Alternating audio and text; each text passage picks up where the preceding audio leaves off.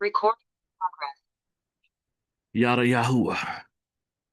Yada Yahuwah. Shabbat Shalom. Yada Yahuwah. Shabbat Shalom. Yada Yahuwah.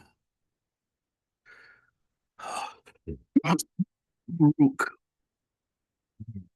Get started here. Shabbat Shalom. Yada Yahuwah. All right. So today I'm gonna be dealing with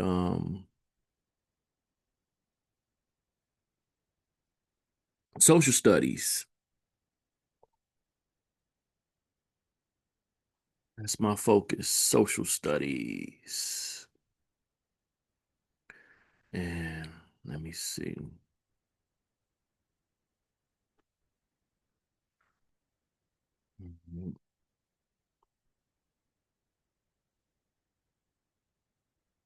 Getting started here. But I'm dealing with social studies, Yahsharahl's set apart kingdom dominion. That's my focus. So basically, I've noticed that a lot of people that I have dealt with, many in Israel, they take the influence of where we came before we realized that we were Yahsharahl. And they actually start from the middle or the top to establish their foundation, and not the beginning or the Torah to set their foundation. And so I kind of wanted to do a social study. In school, I struggled and didn't really like social studies because it seemed to always be focused on a whole nother group that did not relate to me. Didn't enjoy civics. So as an adult, I actually joined into this civics group that was showing me a lot of things about us. And I learned so much. And I was just tapped in. We would meet every Sunday and stuff on the phone and have conversation and share information. And they would challenge you to look up the information for yourself because a lot of things that are about us are out there, but we don't know where to look for them or don't haven't heard about the things, wasn't taught about it. So, with that, I'm like, oh man, I got to you know, do better. And I noticed that, when I'm looking in the Bible, it basically is giving off of a history and social studies. It basically is giving you information right there. So I'm like, with that being the case, why am I not, you know, I guess sharing this with people and making that a message for some because then it may help them to reestablish their foundation and their footing. They may start approaching these things a little bit differently. So that's what I'm gonna do today. I'm gonna try to start with, this would be in a first message, maybe another one next week, or if something else comes up, Yah leads me somewhere else, I'll go there.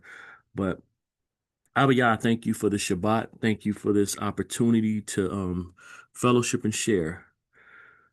May your will be done on earth as it is in the Shamayim. May your kingdom and the dominion that you have in the Shamayim be represented here in the earth. May the set apartness of your people be established and affect all those that come in contact. Okay. Yada Yahuwah.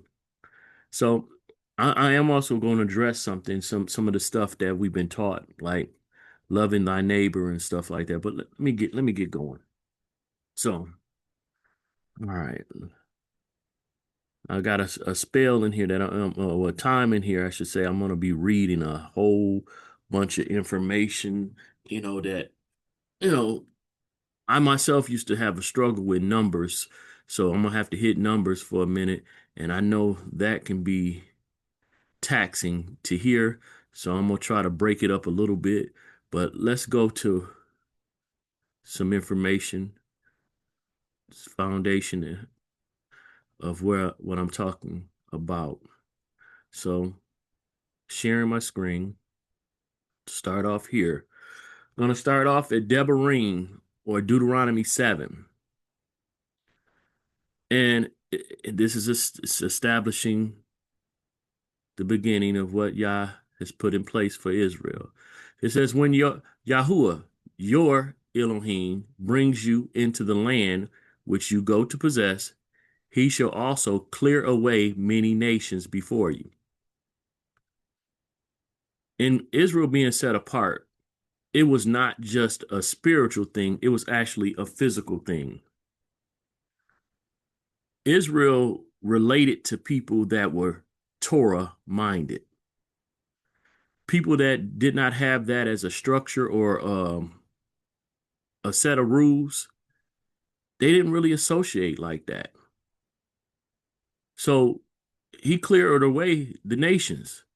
When Israel was being established, they went through just basically clearing out the land of people that did not know Yah, did not live according to Yah, did not love Yah.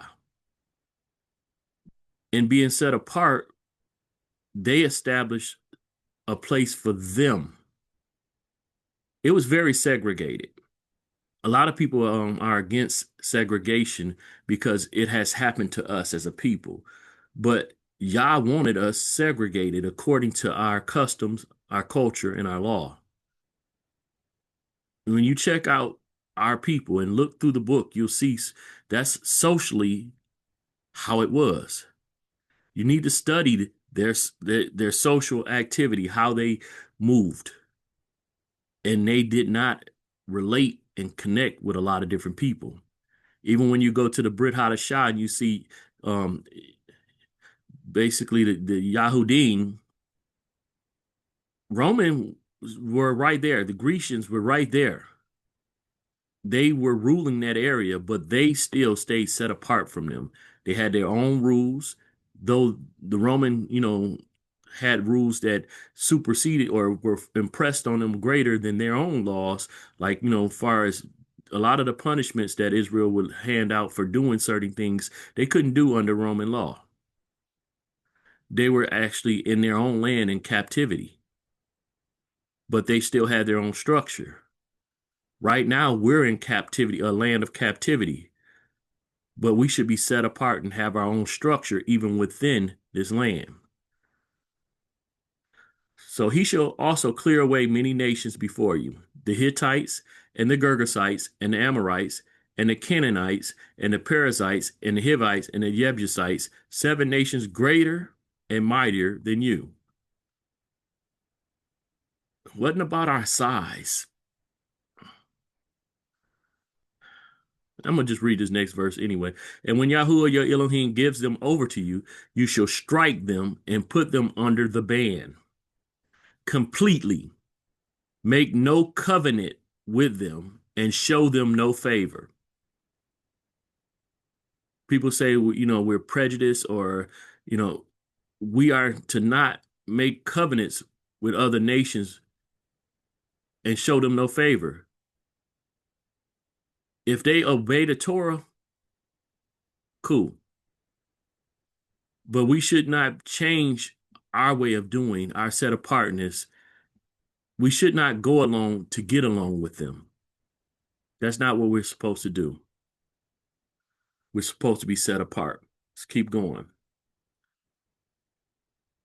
Wa'ikra, or Leviticus 20:26. And you shall be set apart to me, for I am Yahuwah, am set apart. For I, Yahuwah, am set apart, and have separated you from the peoples to be mine. He set us apart for a reason. And we're supposed to still be set apart to this day. We are in this land of captivity because as a people, we're still not set apart. Setting foundation. That's what I'm doing. Shemot, Exodus 19. Should be familiar to many people, but let's read it anyway. And now, if you diligently obey my voice and shall guard my covenant,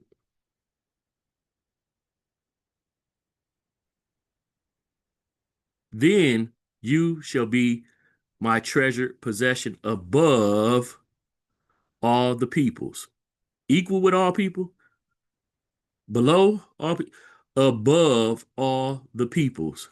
For all the earth is mine. He's establishing his kingdom's dominion. Not going along to get along, not compromising, but we are to be above all the peoples. People can say that, I guess, we see ourselves as superior. No, we do not. But Yah has said we are to be above all the peoples, for all the earth is his. Yah is superior. And this is the order that he's established, not us. And you shall be to me a reign of priests. Is he just talking to the Levites? No, he's speaking to all Yahsharahl. And a set apart nation. Those are the words which you are to speak to the children of Israel, or Yahsharahl. He gave us the Levitical order as an example. But this is supposed to be the whole nation, a reign of priests, set apart. These laws and standards are supposed to be for us all. These are supposed to be our foundation. Again, we're supposed to be above all the peoples. But of course, when we say this, even people in Yahsharahl have an issue with this. They want all the world saved. They want everybody saved when his focus has been on us. Others benefit from it, but the focus is us. It's Israel, Yahsharahl. Let me keep going. I'm going to read some of his instructions, his laws, his Torah. Shemot, Exodus 20. Every culture of people have rules and regulations. That's what makes them a culture. They have guidelines or things that they connect to far as their whole group as a common understanding or comprehension guidelines. America that we live in, that I live in, has its laws, has its constitution. This Torah is like our constitution. It's our governing doctrine.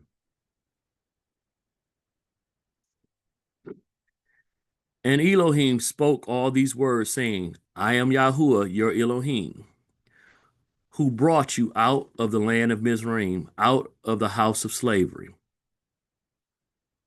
Now, these guidelines most don't get is telling you how to deal with Yah and how to deal with his son, or Exodus 4:22 son, Israel, his nation. So how to deal with him and how to deal with your brethren. How to deal with him and how you deal with the people of the kingdom. Deal with the king and the people of the kingdom. You have no other mighty ones against my face. That's dealing with Yah. So you don't have any competition for him. You don't give anybody his esteem. You do not make yourself a carved image. Again, that's about him. or any likeness of that which is in the heavens above, or which is in the earth beneath, or which is in the waters under the earth. Again, that's him. You do not bow down to them nor serve them. For I, Yahuwah, your Elohim, am a jealous El, visiting the crookedness of the fathers on the children to the third and fourth generation of those who hate me. Again, that's to him.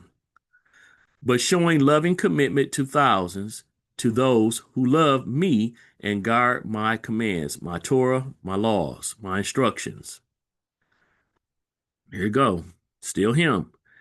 You do not bring the name of your Elohim to naught, for Yahuwah does not leave the one unpunished who brings his name to naught. Still, that's him. Remember the Sabbath day to set it apart. The Sabbath is about Yah. He created the earth in 6 days, and on the seventh day he rests. So now, that right there, he reflects onto his image, or those that he created in his image, and we are the representative of those. So we are to have 6 days of work and a seventh day of rest. Say 6 days you labor and shall do all your work, but the seventh day is the Sabbath of Yahuwah your Elohim. You do not do any work, you, nor your son, nor your daughter, nor your male servant, nor your female servant, nor your cattle, nor your stranger who is within your gates. For 6 days Yahuwah made the heavens and the earth, and the earth, the sea, and all that is in them, and rested the seventh day. Therefore Yahuwah baruched or favored the Sabbath and set it apart. Now let's deal with him talking to the people. The people, the people to me would be my neighbor. Neighbor would not be the person that's living next door that I have no connection and covenant. If I'm set apart, I would be considering neighbor those that are also set apart. Let's keep going. Respect your father and your mother. You coming out of their household, so they're the ones that will steward over you. So there will be the first ones that a person would have as neighbors. Respect your father and your mother so that your days are prolonged upon the soil which Yahuwah your Elohim is giving you. You do not murder. Again, you set apart. So you should not be out there angrily killing somebody that's your neighbor. Shouldn't be killing anyone in, as far as taking their lives without a cause. Self-defense is not murder.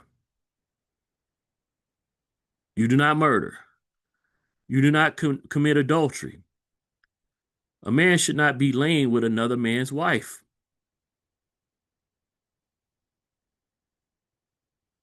That's adultery. You do not steal. What's my brother's? I should not be wanting to take it. It's my sister's. I should not want to take it. They shouldn't want to take nothing from me. You do not bear false witness against your neighbor. This one's one that bothers me because people have bared false witness on me a lot. But we're a set apart community. We shouldn't be bearing false witness on one another, defaming one another. You do not covet your neighbor's house. I shouldn't want what's my neighbor's, what's my brother, my brethren, my fellow Yahsharahlite or Israelite. You do not covet your neighbor's wife. Just got through saying don't have adultery. So why, if I'm coveting, I'm desiring his wife, I'm actually in my head considering adultery. Nor his male servant or his female servant, that's his possession. I'm looking to steal. Nor his ox, nor his donkey, or whatever belongs to your neighbor. If I'm thinking about it, likelihood I may take it, steal it. Need to cast that imagination away. So those are the laws. There are many more laws, but those right there are the key 10. Again, establishing how you should love Yah, and then establishing how you should love those among you, those that you are set apart with, those who would be your neighbor. Many other faiths try to teach you neighbor is anybody around you, but again, I'm going to get to it. This is a social study, so I'm going to show you that Israel was set apart, and in being set apart, other nations weren't their neighbors. We just got through showing earlier how they destroyed or got rid of all of the people that were around them when they came into the land.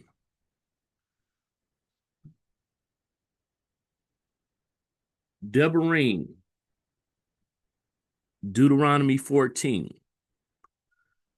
says, "You are the children of Yahuwah, your Elohim. Do not cut yourselves nor shave the front of your head for the dead." Excuse me. I read that for a reason. I'm going to show you. I'm a bald-headed man, and I see so many people putting out here, do not shave, that you're not supposed to shave bald. But you can see that I think it's Elijah, where the bears came out and ate the children that were calling him bald head. Man, being bald is not a sin. Even, probably shaving your beard is not a sin. But this is something right here that identifies. Most people can recognize that I'm an Israelite or connect to that by seeing that I'm growing my beard. But there's sometimes if you had a leprosy, you would shave your beard. The person ain't in sin. They're cleaning themselves up, grooming. If you make a pledge or whatever, or you starting over, if I make a mistake, I'm starting over. I'm not in sin. I made a mistake and starting over. But I'm keeping this because I made a pledge myself. So you should honor your vow. But shaving in itself is not a sin. They were known to make cuts. You see Africans with scars on them. That's ritual scarring. We're not supposed to do that what other nations do. We set apart. You know, the Caucasians or the people we call Caucasians, the palm skin people, they like having clean shaven face. Again, we're not supposed to do what other nations do. So that's something that they require. You go in their military, you got to do this. We went into battle and we had this as a culture.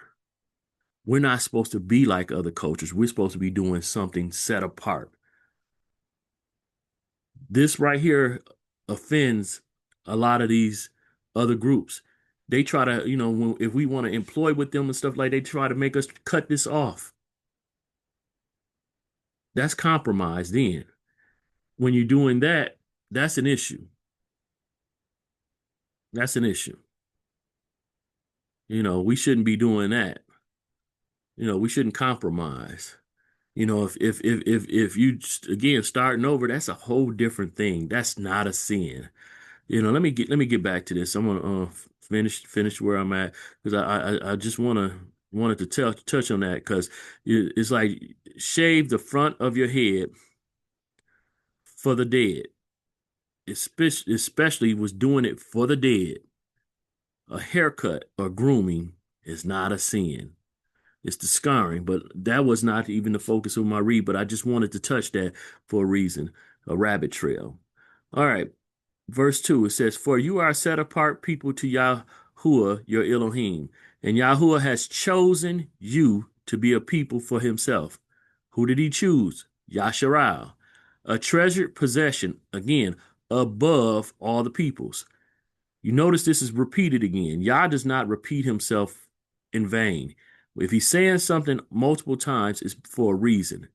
So Yahsharahl is a treasured possession above all the peoples who are on the face of the earth. There's more rules after that, but that's not the focus. Just wanted to show you. We're above all people, not because we're claiming to be superior, it's because Yah put us there. All right. Deborah, Deuteronomy 6. Hear, O Yahsharahl, Yahuwah our Elohim, Yahuwah is one, and you shall love Yahuwah your Elohim with all your heart. Again, them laws that are the Ten Commandments, Yah, and then it tells you how his people. So we supposed to love him above all. And you shall love Yahuwah your Elohim with all your heart and with all your being and with all your might. Keep going. Now, deal with Yah. Let's deal with the people. While Wayikra, or Leviticus 19. Do not take vengeance or bear grudge against who? The children of your people. It's not telling us not to have vengeance towards other nations. It says specifically the children of your people. And you shall love your neighbor as yourself. Why is it telling you about the children of your people and then it's pointing to neighbor? Because the neighbor is actually the children of your people. Neighbor is not just the person that lives next door to you. Those people that live next door to you, most of the time, are not your people. They don't have your same beliefs. They don't have your same culture. They are not your people. They just live next to you. But do you really have any relationship with them? If they're not under the same guidelines that are you just going along to get along with them? Will they sacrifice or look out for you the same that you are trying to look out for them by calling them neighbor? Or are you just somebody that just lives next to them? Let me keep going.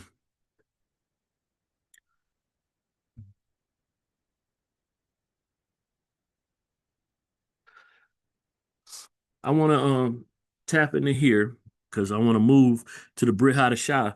A lot of people have started their faith journey with the New Testament or the Brit Hadashah, and it's actually got people off because they started their foundation again from the middle or from the top and went backwards. And they don't have a proper footing or a proper foundation. So I'm going to read this, and it's for a purpose that I'm going to start with this verse. Yohanan, John 3. So most people know John 3:16, but I want to start at 14. And it says, and as Moses lifted up the serpent in the wilderness, even so the son of Adam has to be lifted up. You got to read beforehand to see what it's talking about with Moses lifting up the serpent. Why is he specifically saying that? But here's the key thing that connects to that. Verse 15 says, so that whosoever believing in him should not perish, but possess everlasting life. Right there, believing in him is believing in Yah, should not perish. But it's saying Moses lifted up the serpent. And so the focus was him lifting up the serpent. So those believing in him should not perish is key because that's a part of the John 3:16 many just tap into. And so go down to 16, it says, for Elohim so loved the world that he gave his only begotten, only brought forth son, so that everyone who believes in him, in Yah, should not perish, but possess everlasting life. So those two things are not separate from one another, but we usually just cherry pick and just use 3:16. Looking upon Moses with the serpent is compared to looking up to the son of Adam being lifted up. Only a set amount of people saw Moses lifting up the serpent. It wasn't everybody in the entire world. It was a set group of people. Again, I'm talking about a set apart people. That's the social study is dealing with. And so dealing with Yahusha, only a set amount of people actually saw him lifted up. Wasn't the whole world, but it says world here. So let's give some clarity. It said world. We think world means everybody by just reading that and not getting context. So the writer here is John or Yohanan. Let's see what else he says about the world. So in this same book or letter or Basora, we're gonna go to, since this is Yohanan 3, we're gonna go to Yohanan 18 or John 18 in verse 20, and it says, Yahusha answered him, I spoke openly to the world. Anyone who's read about Yahusha knows that he didn't speak to just anybody. He spoke to his people, and when Pilate was talking to him, he was mostly silent until he kept pressing him. When Herod talked to him, he didn't speak to him at all. When even women or other people of other nations spoke to him, they had to keep on at him before he even spoke to him. So he didn't really speak to other people. So if he was so focused on all the world, why was he ignoring or not easily approachable by people of other nations? And when did he speak to all these other nations of the world? Let's keep going. He said, I spoke openly to the world. I always taught in the congregation. So where's the congregation? That's amongst the Yahudim. So them again, his people, his neighbors. And in a set apart place. Oh, that's the temple. Who would be there? The Yahudim. Where the Yahudim always meet. It's right there in the verse. And I spoke no word in secret. So he spoke to his disciples, the people around, but these people were a part of that community. And as we established earlier, Israel pushed everybody else away from them, and they were by themselves. And so happened in this day and time that the Romans were among them because they were captive to the Romans. But when the Romans tried to speak with him, Pilate, he was hesitant. He didn't really speak. It was Romans around him. You don't see him engaging with Romans. When you read all about him, you don't see him engaging with Romans, but they were there. So if he spoke openly to the world, and the world included the Romans, why would you not see him engaging with Romans and making that a focal point? I think it's Matthew 15:23 of 24, where he say, he only came for the lost sheep of Israel. But of course, everybody wants to say he came to save the whole world or everybody, when he never said that out of his own mouth. He sent his disciples out in twos to find the lost sheep. Told them not to go into other cities or other places, but just where the lost sheep of Israel, Yahsharahl, were. His focus was always the kingdom and its dominion. It was not all of earth. And as you see, Israel over and over was told to be set apart. Let's keep going. People get bothered by that because they say, well, I could be saved. And I'm not saying that individuals can't, but other nations will not be saved as a whole. No. The only nation he's been focused on is Yahsharahl. Individuals of other nations can come in and follow the same guidelines, the same culture. They can study the social aspects of our culture and fall in line with that. And Yah is open to accept them. We are to be open to accept them if they obey his instructions, his will, his ways, and focus on that and not their own cultures. Let's keep going. Okay.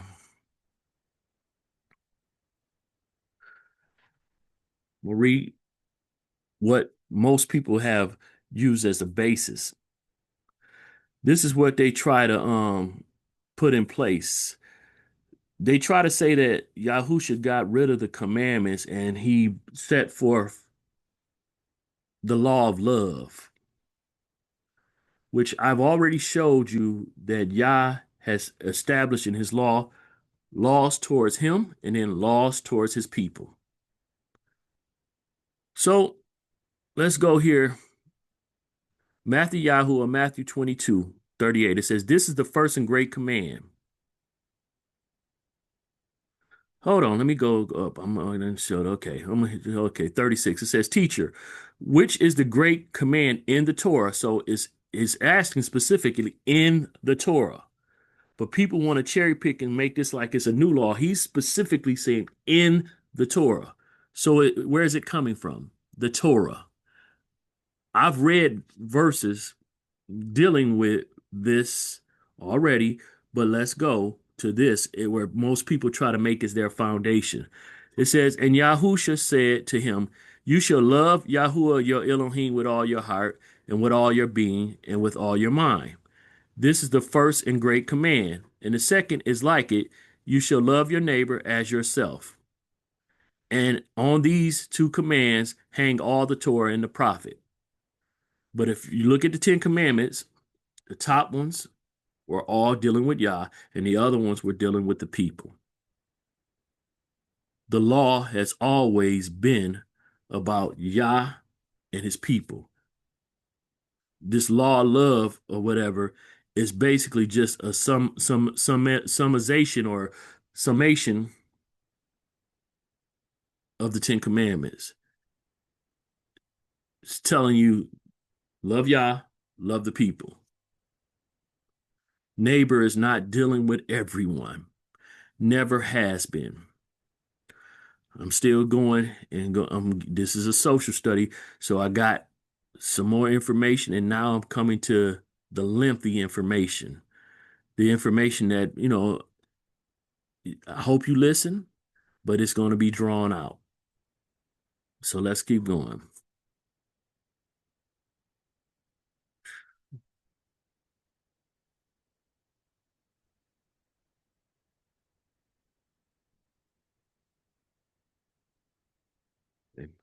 I just dealt with that same thing, but I'm gonna deal with it again from Mark. Mark is Mark 12, and it says, okay. Starting at verse 28, it said, "One of the scribes coming near, hearing them reasoning together, knowing that he had answered them well, asked him, Which is the first command of all? And Yahusha answered him, The first of all the commands is, Hear, O Yahsharahl, Yahuwah our Elohim is one. Yahuwah is one. Yahuwah our Elohim, Yahuwah is one. And you shall love Yahuwah your Elohim with all your heart, and with all your being, and with all your mind, and with all your strength. This is the first command. And the second, like it, is that you shall love your neighbor as yourself." Again, I'm right here and hit the bubble. Leviticus 19 and 18. Leviticus 19 and 18 is what that points to.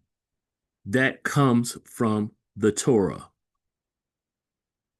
Christianity teaches you to cherry pick that and say that and not know where it comes from. They make it as if it's a new law, but it comes from Leviticus 19:18. I think I read that earlier, right there. Yes, I did. "Do not take vengeance or bear a grudge against the children of your people, and you shall love your neighbor as yourself." So I already read that, but still, you need to know where it comes from. Proper foundation is knowing where stuff comes from and using it appropriately. So now, here comes the media part. Got some reading to do because I want to show you. I said they were set apart, but they were given directive of how to be set apart, far as how to live. We live scattered out, but they have, as a community, given great directions. So Bimidbar or Numbers 2. It says, "And Yahuwah spoke to Moshe and to Aharon, saying, The children of Israel are to camp, each one by his own banner. Beside the sign of his father's house, let them camp around the tent of appointment at a distance."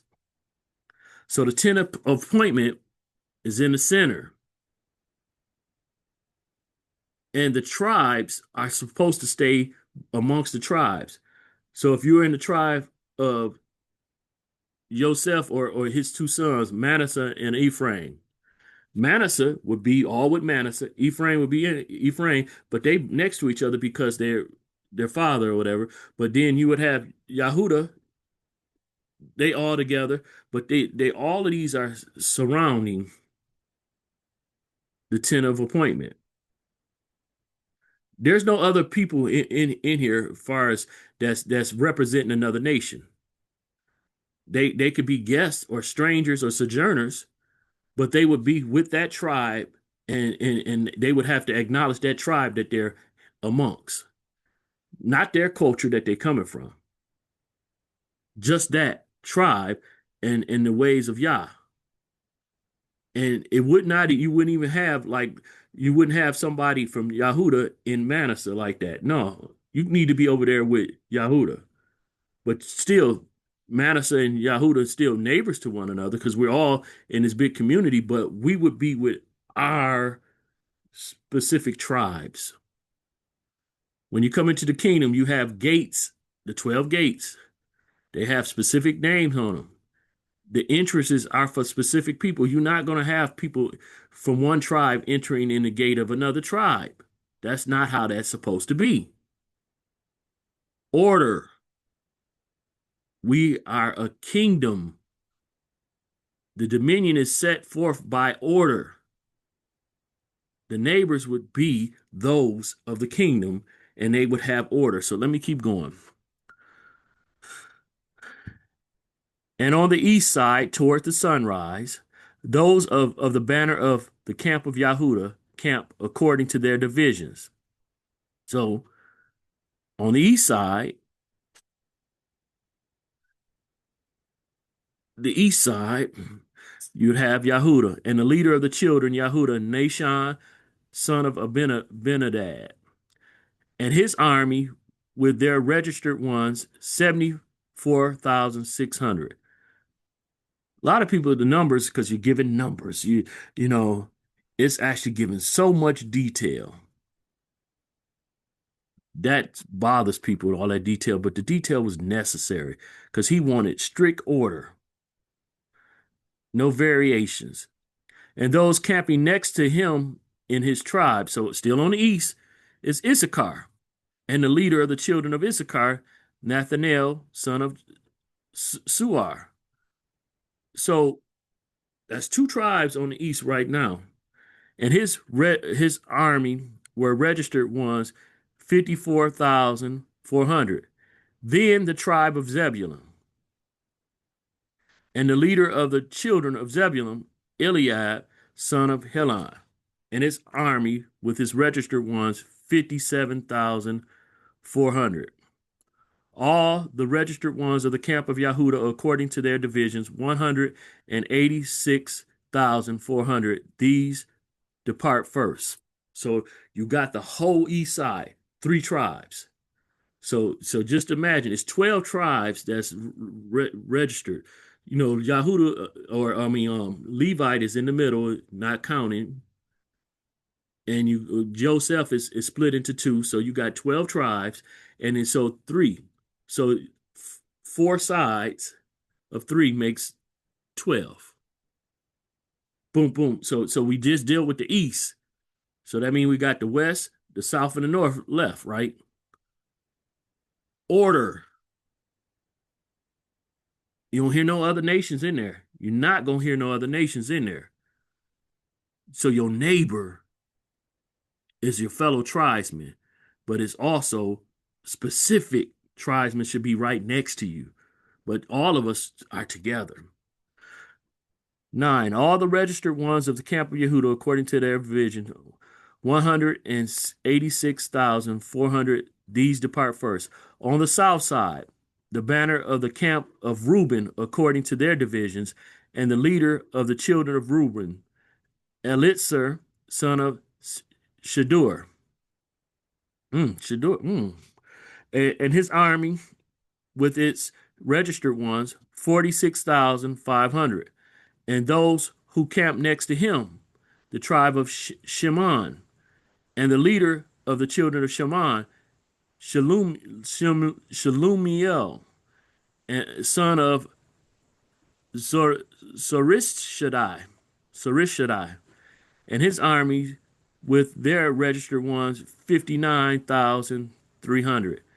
Then the tribe of Gad, and the leader of the children of Gad, Eliasaph, son of Ruel, and his army with his registered ones 45,650. And all the registered ones of the camp of Reuben, according to their divisions, 151,450, and they are the second to depart.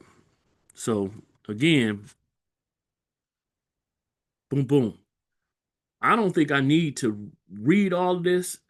I probably should, but you can read it. I'm gonna go to the tentative appointment, and I'm gonna get ready to close it out because I know how numbers can be drawn out to some people, but as you see though, you see three at a time for each direction: north, south, east, west. Three, three, three, three. Make up 12. And the tentative appointment is in the center, so I'm gonna go read that to show you where the Levites are. But again, loving your neighbor of the north, your neighbor of the east, neighbor of the west, neighbor of the south, your neighbor, all Israel. You're surrounded by Israel to the left, to the right, to the top, the bottom. Israel, no other nations. Now you had other nations further out, but you were set apart to Yah, set away from all these other nations. The world, this is your world. Not talking about the general world, but this is your world. This is your focal point. This is who you're dealing with. This is who the culture, the social aspect of your life, if you're in this setup, is your neighbors. It's not everybody. You would be doing business with your neighbor. You'll be fellowshipping with your neighbor. You'll be praising and worshiping with your neighbor. It would not be dealing with other people. We were supposed to be set apart, our own world, our own nation, our own dominion, our own kingdom, not focus on other folks. But let me finish this with the Levites, 17. And the tent of appointment, the camp of the Levites shall move out in the middle of the camps as they camp. So they move out, everyone in his place by their banners. Let me stop my share. The order and the way about it is like, we surrounding one another. Gates, 12 gates. Three, three, three, three. And not just anybody could get in. If you're not dealing with our culture, not dealing with our instructions, you're not welcome. Not everybody can get in. We're set apart. We're supposed to be set apart. We ain't supposed to be going along to get along with anybody. Come on. You can even see in the Brit Hadashah where they were trying to follow their own guidelines. And a lot of times they had to consider what Rome was doing because they didn't want to offend Rome, but they had their own guidelines. They had their own thing that they were doing. We've always are supposed to be set apart, but yet we're in this foreign land. And so everything that we are doing is influenced by them, and we're not looking to be abrasive. We're not looking to cause any friction, but we're told to be about iron sharpening iron. You can't do that without friction. We're told to never withhold the rod. We're supposed to chasten those that we love. And that don't mean beat them, but correct them. We're supposed to have a standard. Socially, we're supposed to look different than everything else, everybody else around us. That's like when I was talking about how this nation wants clean face. That's why we've been always a people, you can recognize us. We grow this. Maybe somebody's wearing a mitre on their head. You can recognize them by their fringes. But we should be able to recognize them by their character, how they maintain themselves. Honest, it's an honest person. It's a person not fretful. It's a person that walks with esteem. No, they don't think he's better than anybody, but he carries himself as royalty. We ain't finna do no stealing. We're not finna do no killing. We're not finna be coveting what doesn't belong to us, knowing that what Yah has for us is for us. So we don't have to backbite. We don't have to do a lot of the things that the other people in the world do to get ahead. And again, if we're really set apart, we'll be looking out for one another, doing business with one another. I'm gonna get into this on the next message, maybe, but we have different rules. We didn't do business on the Shabbat. We didn't do a lot of stuff on that day because of who we are. And people will recognize, oh, people, oh, you don't do Sunday? What, you a 7 Day Adventist? You a Jehovah Witness? They ask all these questions, because that's not the norm. But you notice they asked us, are we all these other things? Because consistently we haven't been on our job. Muslims are known to be consistently on those corners selling them bean pies in those magazines. What are we consistent for? We may have our fringes on, but are we consistent in these laws? Because you see a lot of I don't know, I don't know, I ain't gonna say a lot, but I've seen Israelites coveting other men's wives, whoremongering, doing a lot of things that are nothing like what Yah established. Our social parameters should be different than everybody else's, and it should be lining up with his Torah. But we got to move towards that and come up out of this land that we're in. I ain't saying that we have to physically leave, but our mindsets have to change. So if we don't study the social aspects of our own people, how are we ever going to replicate that or start walking that out if we don't even comprehend what was told for us to do? If we take it from the order of doing, the last part before the beginning part, we don't have a proper foundation. If we told to love our neighbor and we think our neighbor is the person next door and not our kinsman, we off. Because a lot of us treat people that we work with, treat people that we live next to a lot better than we treat our own family. A lot better than those of our same faith. Abba, yeah, I thank you for this Shabbat. I thank you for this day and this opportunity to minister. Um, may those that hear this be able to benefit. Of course, I'm always willing for questions. Right now, is a time that they have to connect to me directly by phone or whatever, but still, I'm available. But Abba, Yah, thank you for this season. I thank you for this time, and may you give to me even more clarity of what you want me to bring forth so I can help us to remember our own culture, remember our own way, so that we may begin to become more set apart than we ever been before here in this land called America. I thank you, Yah, for my household and our stretching towards that. May we reach that goal. May we reach that finish. Yada Yahuwah.